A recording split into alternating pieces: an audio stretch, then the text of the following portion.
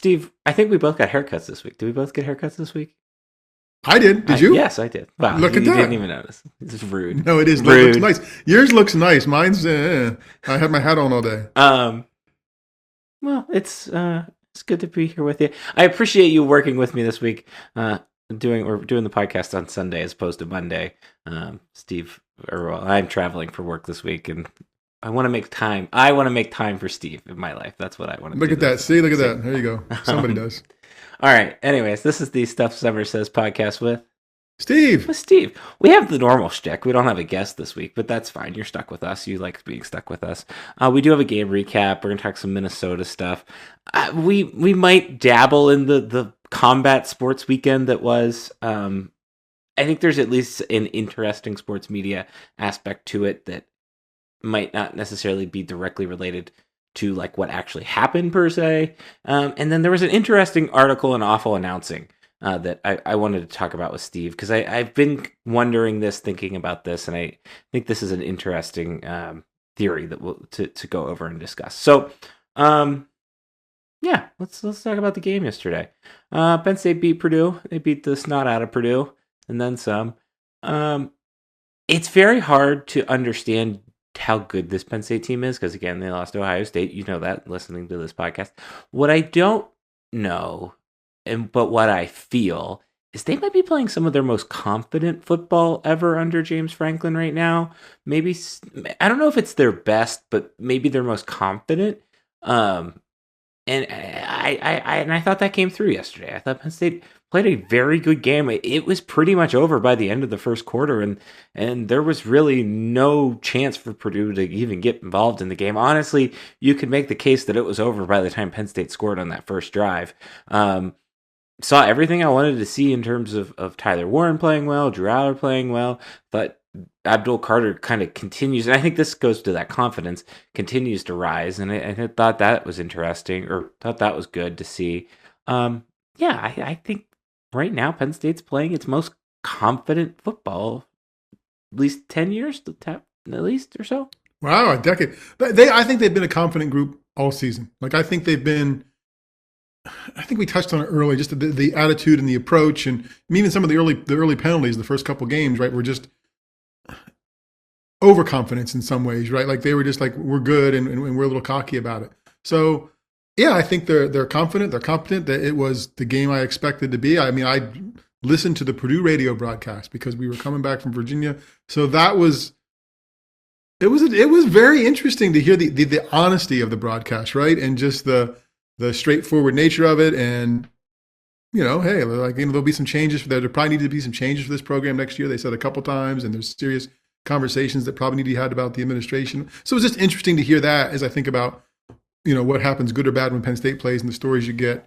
But in terms of how the team's playing, yeah, I mean, and then watching the highlights, I guess my only question functionally is, did the success of Tyler Warren running the ball and Bo running the ball mask any issues with running the ball with the running backs? Or are there any issues with running the ball by the running backs? So that's a good question, because I think a lot of people are also struggling with that, like Tyler Warren being the number one wide receiver. And I don't have an issue with that. And I think I think Bo running the ball, Tyler Warren running the ball, and I thought Katron actually had a really good game yesterday as well. Like, I don't think it's masking issues. I think it's just different solutions to issues, and it's not the traditional fix. So it's like, this doesn't feel natural. And I think so. No, I think the main thing that stands out to me is, like, I think something clicked in Andy Kotelnicki's head from the Ohio State game, and the way that they called some of the calls that they did on Saturday, and even back to the Washington game.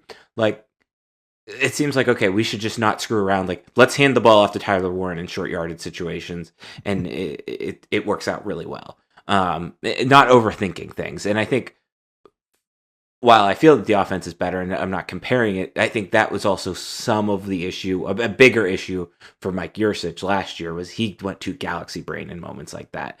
And I think it's just kind of, I don't know if it's keeping it simple stupid, but it's keeping what's working going. I think that's fair. I think if you have answers to the questions, you don't need to prove you're smarter than somebody else by doing something different, right? Right. Now it was funny that the Purdue broadcast, because they're down 21-0, and then Penn State tried to do a couple different things, and they're like, boy, I'm not quite sure why they aren't continuing to do what they did before, but it's a good thing because Purdue wasn't stopping that. So maybe they'll get back to it, but right now it's good they're not doing that. So it was just interesting to hear some of that stuff from the other side. It did feel like there were a couple times where they were just almost screwing around or testing out things or trying new things to try new things and see if they work in that situation. Why'd you listen to the Purdue broadcast? Just for it's what I had on Sirius coming back. Like they gave you the home feed, right? I went to the Penn State news release and grabbed the two channels, and the one channel didn't have it, and the other channel was Purdue, which was fine. It was good to hear. And then we got in the last half hour, 40 minutes, and I jumped back to Steve and Jack and Brian, and it was interesting. I mean, they had every 5 or 7 minutes they went to their sideline reporter. Right, like they're like, hey, how's it going down there? Like, so it was structured differently in terms of how they do it. Brian chimes in when it's his turn sometimes, or maybe when it's not expected, and I would like to hear more from him sometimes. But it was just interesting to see how they were committed to saying, hey, we're now going to go down the sidelines, and how's this going, or what are you seeing? And then I caught at the end with Penn State. So by that point, it was Steve framing the victory. So, and I always find that interesting in terms of, wow. It wasn't, I forget the word he used, but basically they were businesslike and they did what they were supposed to do. And it's as much as James is a salesman, and I wrote about that for the blog. Steve is right there with him, making sure that the sales are complete and people know how things are going. Yeah. I mean, he's getting his check. That's cut. the job. Yeah, Right. No, it's funny you say that about. I noticed that the Steelers broadcast does that a lot with the sideline reporters. They throw it to Max Starks and. Is it Missy Franklin? Missy Matthews. Yeah. Missy Franklin's a swimmer. I think she's a swimmer. I could be wrong on that. They throw it to them a lot, and I think it's a good use of the sideline reporter role, which I appreciate. And like they'll give you different insight. I wonder if some of that is just the difference between what's available for colleges versus like NFL injury wise and things like that. I thought the CBS broadcast was strong. They did not show me the drone shot. They didn't have the drone shot. I don't think. There you go. So that's good. They did have an aerial shot. That's fine. You can show me an aerial shot. I thought it was interesting. One of the interesting things about the aerial shot, going back to Purdue, why are we talking about Purdue so much in their future? But like, there were a lot of people there. It seemed like for a 1-8 football team, there were a lot of people there, and I thought that was impressive. Biggest praise in the Purdue radio broadcast was for the home fans. Thanks for showing up. Haven't really had a reason. They stuck around about as long as you could have expected them to today. Kudos to that. Like they 2 or 3 times later in the game. Yeah, it was that was of note. I guess would be the best way to say that. No, I think I'm starting to become more comfortable with the CBS broadcast doing Big Ten. Like it felt so deeply ingrained into SEC culture in some ways. That now that there were like 2.5 years through this, 2-ish years through this, like it's starting to feel a little bit. They've started to figure it out a little bit more. And I even noticed, I watched the Steeler game that was on CBS today, and then just watched the Chiefs and Bills play, and they're calling it big time, and they're really like leaning into this big time thing, and they're like. During the Penn State or during the Steeler game today, they were like, Penn State plays Minnesota, and then they show a shot of Joey Porter Jr. and had some stats about Joey Porter Jr.'s time at Penn State. And I think like that's how you start to endear yourselves to fan bases. And I think again, not to harp on Fox, but it's still very much NBC 1, CBS 2, and then down there's Fox at 3, and there's a gap between 2 and 3. So I'm interested. I was surprised / a little.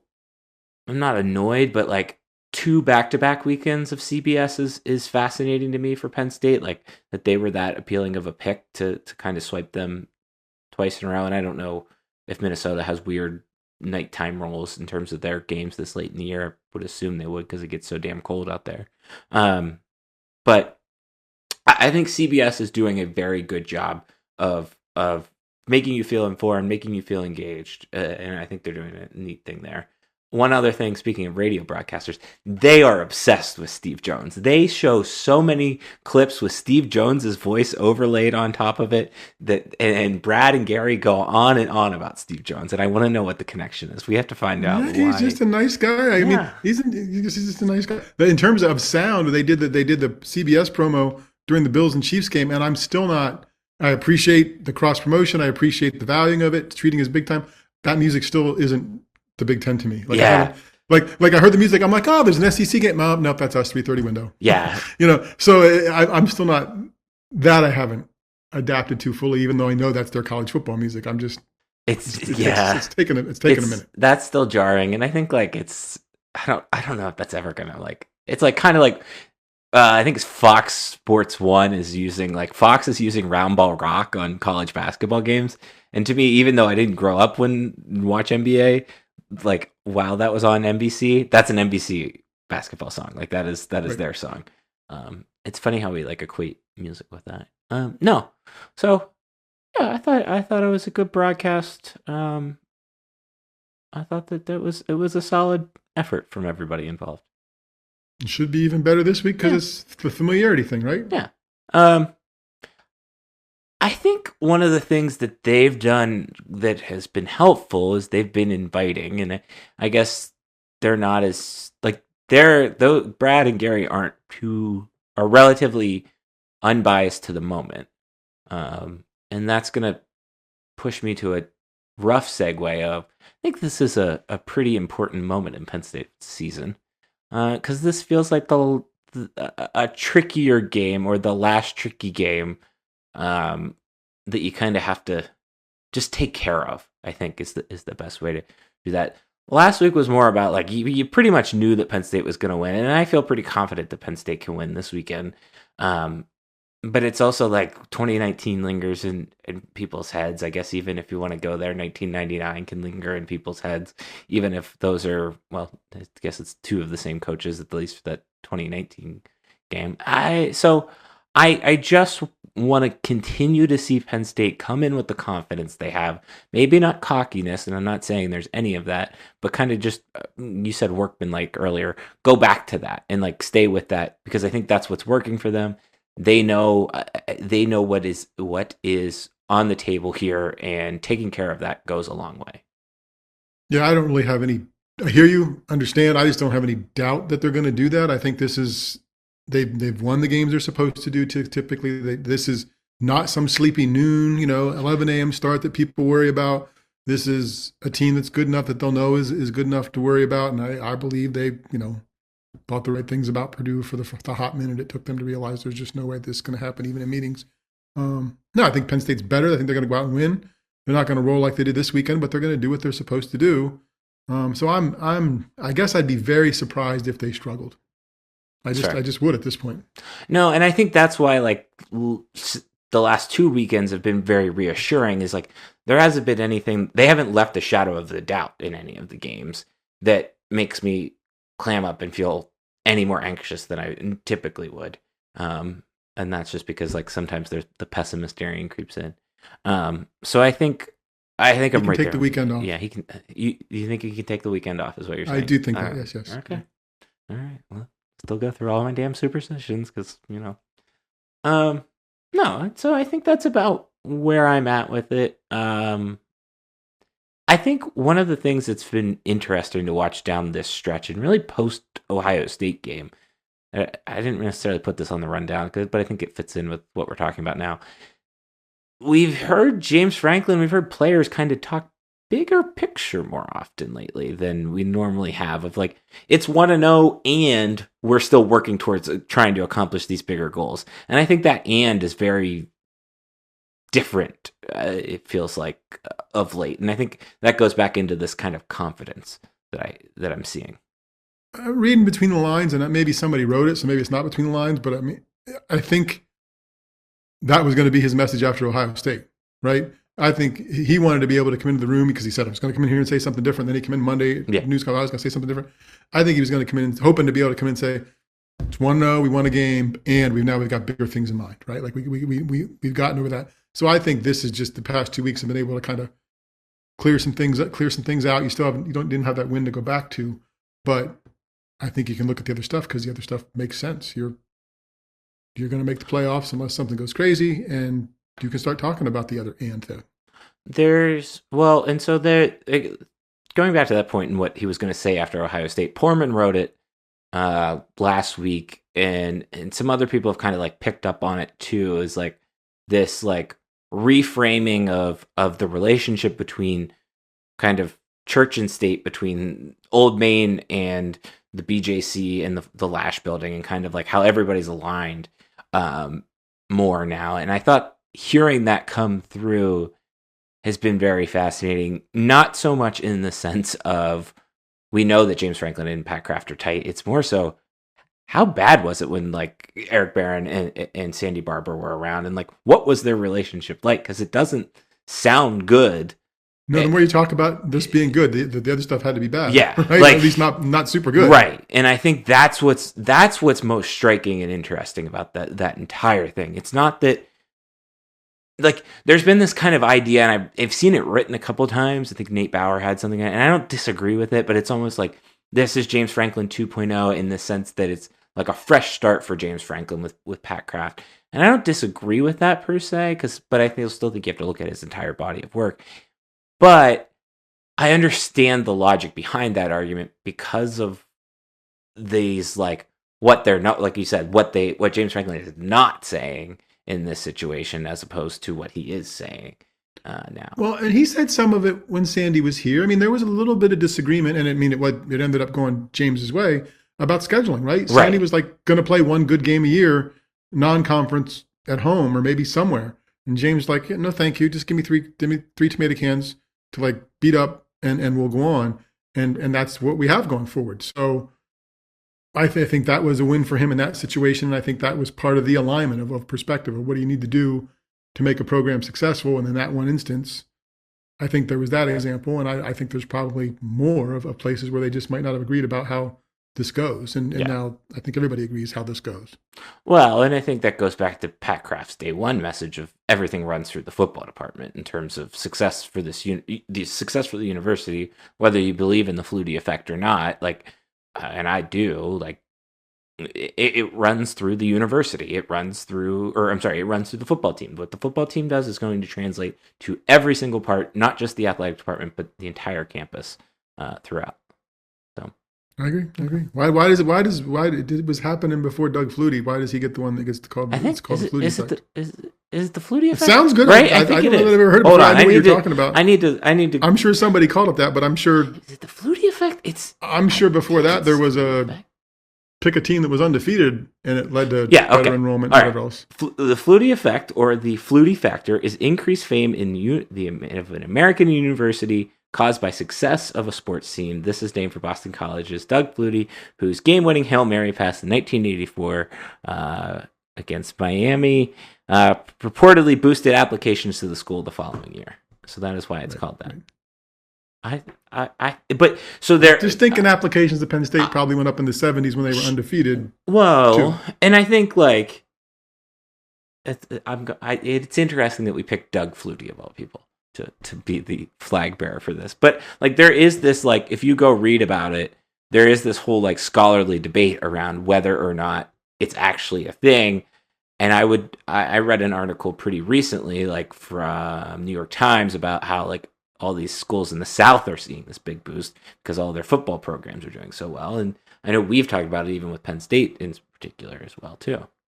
I love that there's scholarly papers when you could just ask the admissions office people, right? Like, hey, does it get better when the team wins? Yeah, it does. Oh, okay, great. And let's research that. Well, no, it's true. It's just stop. And it's funny, like when I worked at U.S. News and World Report, like you would see like Coastal Carolina was a perfect example. You would see this big boost in Coastal Carolina's webpage views, like their profile on U.S. News, because people were Googling Coastal Carolina to try to find out and understand more about the school. So anyways, okay. That was interesting. Let's stick with current events for right now, and then we can kind of get into the other thing.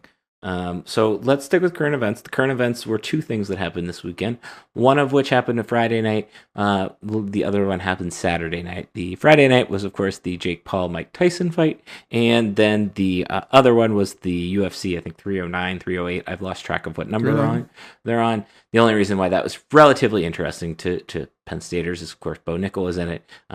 Judging by how people were reacting to him, he's not very well liked in the UFC world. But I'm not going to try to sit here and understand all of those interesting politics in that world. What I will say, what was interesting, I watched the Jake Paul-Mike Tyson fight, particularly for one reason only. Well, not one, several reasons. I wanted to see Jake Paul lose. I also wanted to see Mike Tyson fight, because in my generation, I never got to see him fight. However, going back to the sports media aspect of it, the stream did not work great, and a lot of people had a lot of problems with it. And now, moving forward, the Steelers play the Chiefs on Christmas Day on Netflix. And I think this is why people were a little apprehensive about streaming, is like it was like predictable that Netflix wasn't going to work on Friday night. And then it didn't work. And now it's like, great, now I have to shell more money. And I just feel like, until this issue is fixed, and if this issue can ever be fixed, like, it's something that is always going to make people question, like, should I truly cut the cord? We even debated this with YouTube TV before. Like, I get anxious about it when we're watching Penn State games. What if the power goes out, or what if the internet goes out, and then I don't have cable coming in, which in theory they're kind of connected, and then of course I could just pull it up on my phone. But it's like, that's kind of where I'm at with it. And I think that's going. I know we talk about streaming a lot, and I think it's just, this was another feather in the, not anti-streaming cap, but the anxiousness streaming cap, I guess what this is what you say. Do you think more people were trying to stream that fight than will try to stream the Steelers and the Chiefs, or will it be more for the football game than that? I don't know. Apparently, the purported number is like 50 to 60 million, that's like the Super Bowl, right? Like, it's less than the Super Bowl, but that's pretty high up there. Playoffs. And I don't think on Christmas Day people are going to tune in, outside of the markets and people not doing much. Like, I don't think the casual NFL fan is going to tune in the way like somebody else. No, but a casual Christmas Day might be 20. Well, I was just going to say, what are the Thanksgiving broadcasts? Right, like it might be, so. Let me look that up. I think the streaming problems were probably predictable. In many ways, I think the outcome was predictable, that it went 8 rounds, and I didn't watch. It was there. I'm like, I watched a little brief snippet of a prelim and thought, oh God, we're in a prelim yet. I'm tired, I'm old. I will find this tomorrow on Twitter, and people will tell me what will happen, or it'll come up on. But it's always my out when I'm trying to go to bed. I'm like, hey, hon, we can go to bed. We don't watch this game. And she's seeking closure. I'm like, I think it is disrespectful to the fine sports journalists and broadcast people who are going to tell us the results tomorrow for us to not go to bed and let them do their job the next day. So I let them do that. And then I knew UFC 309. I knew Bo was fighting. Again, late for me, not paying the money to see it. Intrigued by the response of the fans in New York, because they think, I guess, he's not proven enough and being pushed on them a little bit. So it'll be interesting to see how that plays out. And I guess in some ways, if this were pro wrestling, I think he would lean into that. Right. I don't know if that's what they're going to do with him. Lean into it. And he didn't lean. He didn't lean into it. I found an illegal stream and watched the end of it. No, he seemed right. He didn't lean. He's just like, yeah. And somebody asked about some other fighters, like, well, I don't know if I'm ready yet for some of those guys. So. Yeah. So I don't know. I guess the other question I have for you is, do combat sports still have a place? Like, it may be more so boxing than UFC, because I think UFC has its niche. Does boxing still have its place in? Because it was much bigger when you were growing up. Yeah, boxing was early adult. There was right. The UFC and the fights were, that kind of fighting was deemed more barbaric. It wasn't whatever. It wasn't sanctioned. The fighters in boxing you saw more often, maybe a couple fights a year. They were big events.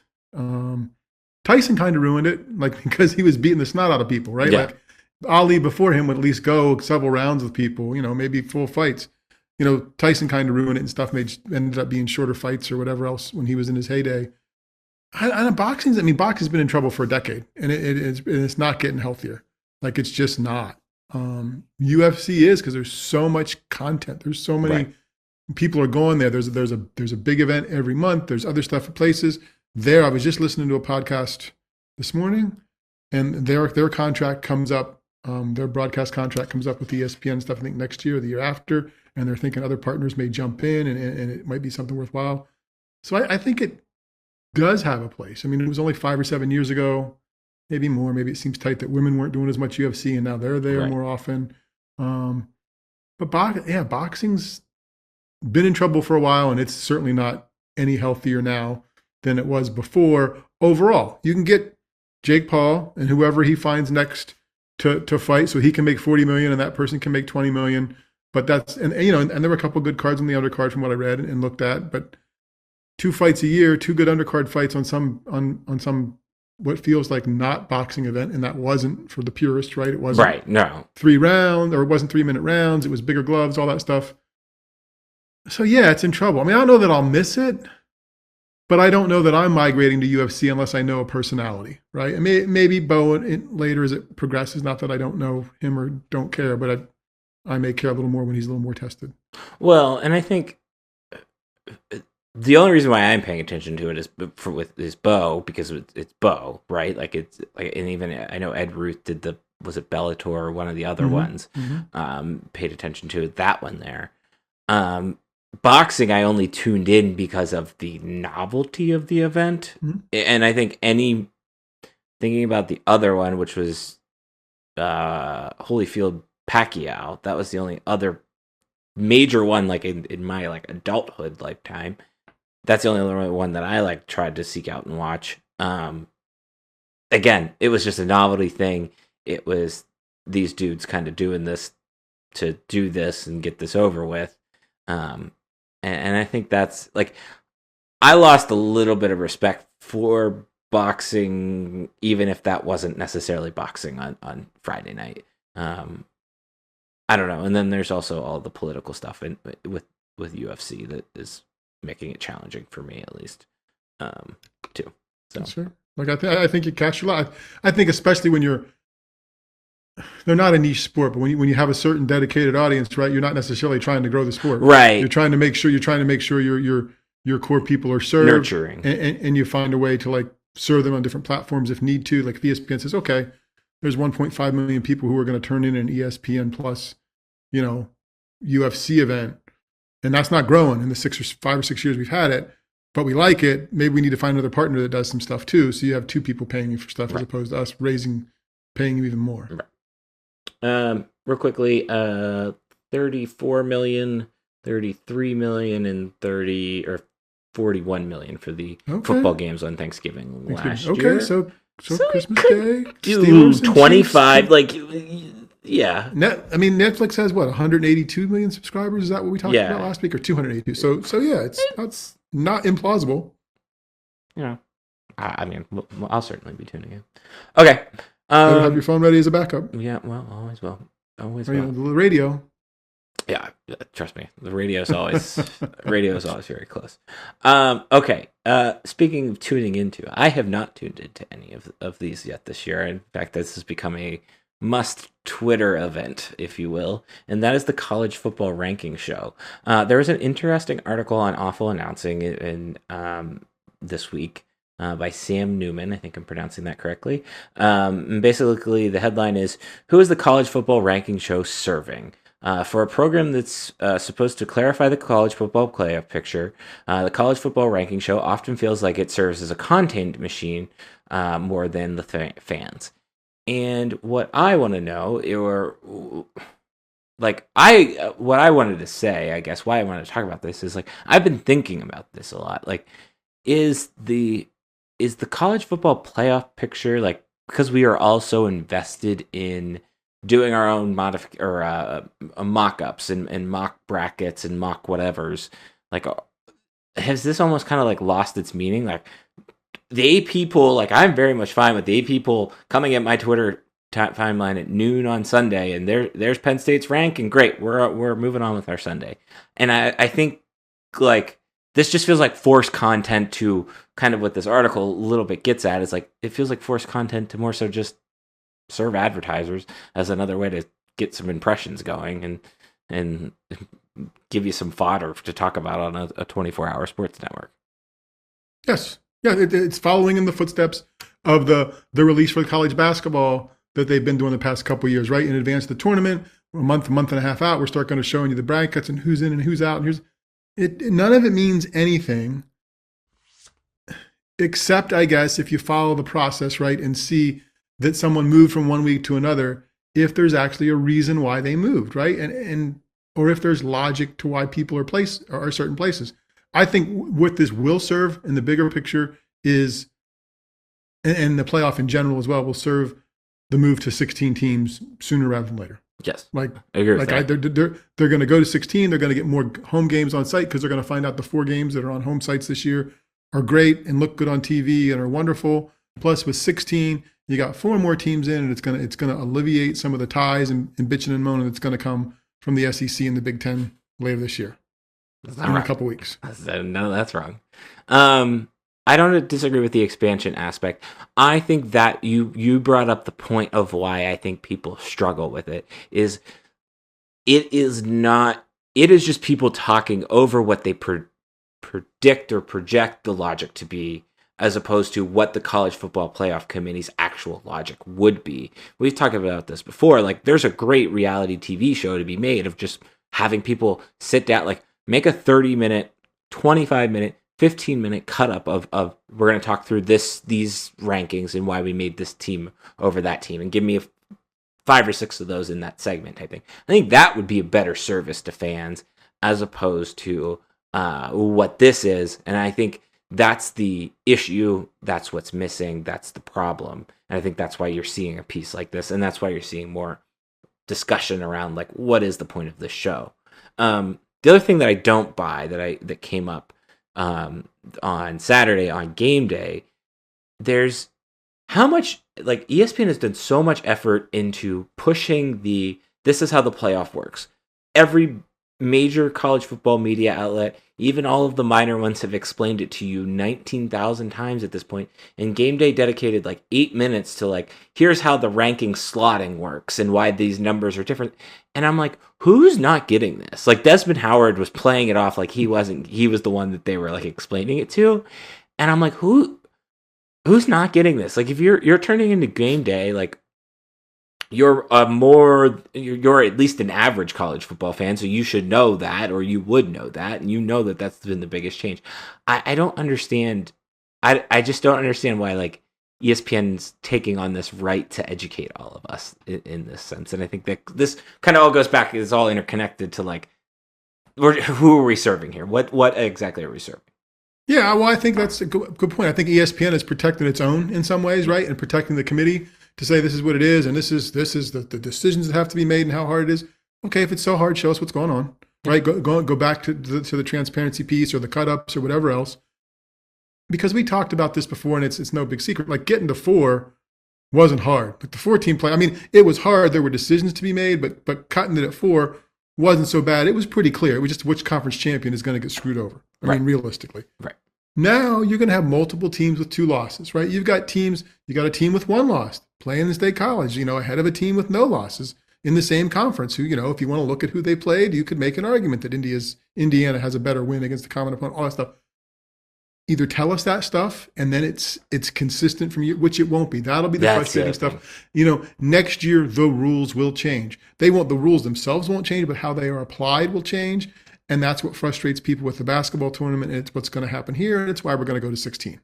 I feel like what I struggled with earlier on was I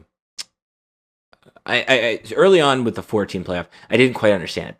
By the last 2 to 3 years, I finally understood. Okay, this isn't a ranking of teams 1 through 25. This is a ranking of teams most likely to make the college football playoff if the playoff was like tomorrow, right? Like, and I think that's the way it always eventually played out, even last year, even as controversial as it was. But yeah, I think the transparency thing goes the biggest way, we've said that time and time again. I think that would be big. And 25 is too many. I mean, for them to be ranking. Yeah, I don't understand make it 20. Anymore. Like, it doesn't matter. 12, 16, if you want to give the first two out, that matters if you want to start doing that. I think the College Football Playoff Committee with 4 beforehand was a boondoggle because those people met every week and talked about it and re-ranked teams. This is not brain surgery at 4. This is a little harder this year. I would like to know they are actually doing work, and I'm not 100% sure. I'm sure they meet and talk and whatever. I'm just not 100% sure that you can prove that there's some big discernible, brain power being exerted there. That's all. I don't disagree with any of that. I don't. I was thinking about the top 25 thing. Illinois came to mind because I think Illinois is back ranked in the AP top 25 poll, but I don't know if they will be in the other one. And it's like, I don't know if it's necessary to rank a team like that because they don't really have a feasible shot at the playoff at this point because they have 3 losses, right? Like even though they are a top 25 team, and so that was, I think that's only like a kind of protect themselves metric, so that when they're like, well, this team has a win over this, 5 top 25 teams or whatever like that. But maybe that's true. But I don't understand why we don't I don't understand why we don't leverage the AP poll and say, here are the top. I would rather them actually just release the bracket. I think would be better. And they've been kind of weird about that, I feel like, too. It's not the college football playoff releasing the bracket. It is ESPN showing you what the bracket would look like based off of the college football rankings. Right. There's always that layer. It's the same with basketball. But I mean, you get the chair of the committee for basketball on Selection Sunday, and that's really, maybe you get them during the week and during the season during these selection shows.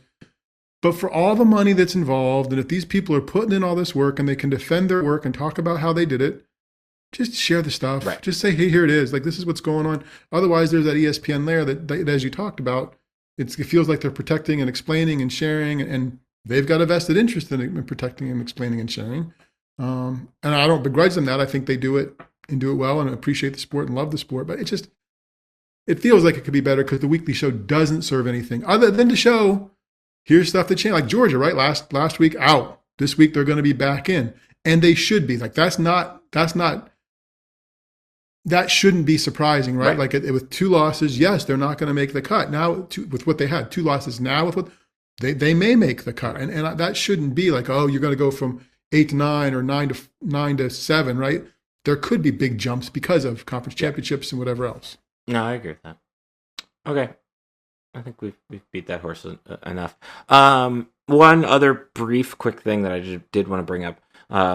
The ticket information is out for if there's a home playoff game.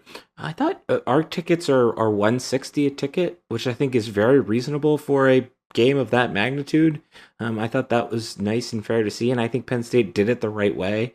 I don't have any issues, and this is pretty much how most of the pro sports teams do like their playoff agreement or playoff licensing or ticketing.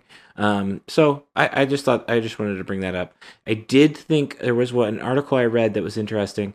Penn State doesn't get any of the gate from that. It doesn't seem like that goes to the playoff committee, but they do get concessions and parking. So I'm interested, praying that we don't see the Luke Combs number parking wise, which would be absurd. You got to be in December. If you're Penn State, you got to be hoping for no snow, right? You got to be hoping they can use your lots, because if you got to put them someplace else and bus them in, you're not paying them to park. I mean, you're certainly not going to charge people to get on the buses, right? Like if they have to go from an outlying end and come in, so you're certainly praying that the weather's good enough and the ground's frozen and not 6 inches of snow, so you can use those lots, which is where you're going to make your money. Oh, I heard I could just park at the Samsel household. Is that true? We'll run you a shuttle. Sure. Okay, perfect, great. Yeah, we'll do that. Okay, great. It'd be a very expensive Uber. No, I think that's like I said, I just think that was something to keep an eye on, and I wanted to bring that up real quick. We didn't have that planned, but I want to talk about that. So you didn't wait. You're not waiting until November 22nd. No, I already. It was within that hour. I don't have any doubts. I mean, if they can't handle this, I mean, and I know they can. Like I thought the angst from some people in some places. Oh, what are they going to do about the tickets? It's the fourth largest stadium in the world. Yeah, they'll figure it out. Yeah. And they work with Ticketmaster. This is not brain surgery. Like when tickets are available, they'll sell them. Like it's not. Yeah. Yeah. No, I thought that was misplaced, I think would be the best way to say that. Okay. This week's Old Guy, Young Guy is very quick, but I'm curious. It is Christmas list season in the Summers/Unger households and need to send people my Christmas list. Is Steve a get me the things on my list, and does he buy the things directly on the list, or does Steve want things surprises off the book kind of guy? For me, there's one thing on the list always and ever. It's my old school like paper daily organizer thing. Okay. Like as long as that shows up, I don't need anything else for Christmas. Okay. Like that's it. We may get lists from the kids, although I don't know with two kids themselves anymore if they're going to be worried about whatever. So we just, maybe help out with some bigger things or figure out some stuff. But no, I'm not. No. You've never. So are you? So will you be specific? And this is So like I try to give general ideas, but like Anna's like, here's my list and here's what I want, and this is pretty much all I want. And like, if you want to get me like one or two little surprises, like make sure they're little surprises and not big surprises. And you have a budget. We keep a budget. Like we have a ballpark budget. Usually, like we end up either a little bit under or a little bit over. It probably nets out, and we try to like then keep a similar budget for birthdays as well.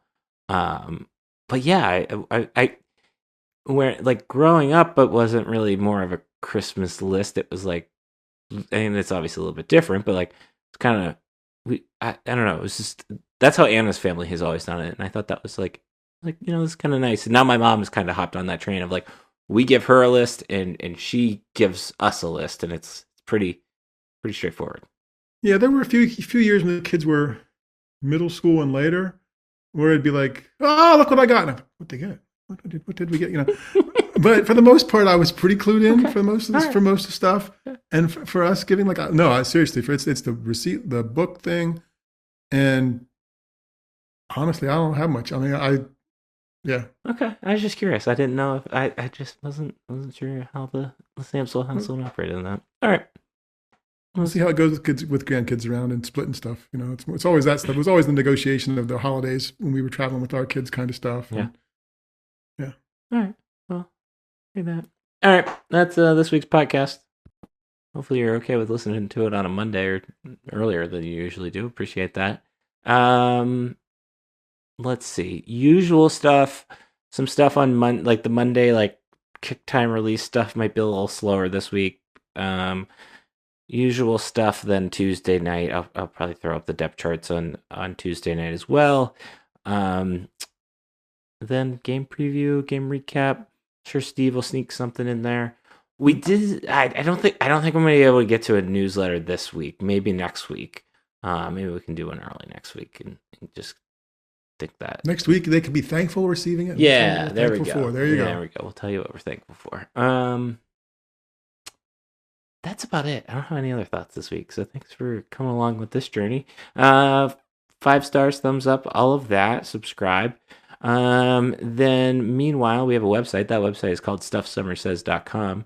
On that website, there's a section called with Steve. We have emails. Mine's Darian at stuffsummersays.com. Steve's is Steve at stuffsummersays.com. Then we have Twitter handles. I have a Twitter handle. I'm also on the Blue Sky thing. I've enjoyed it. There's a lot of Penn Staters there already. I don't know.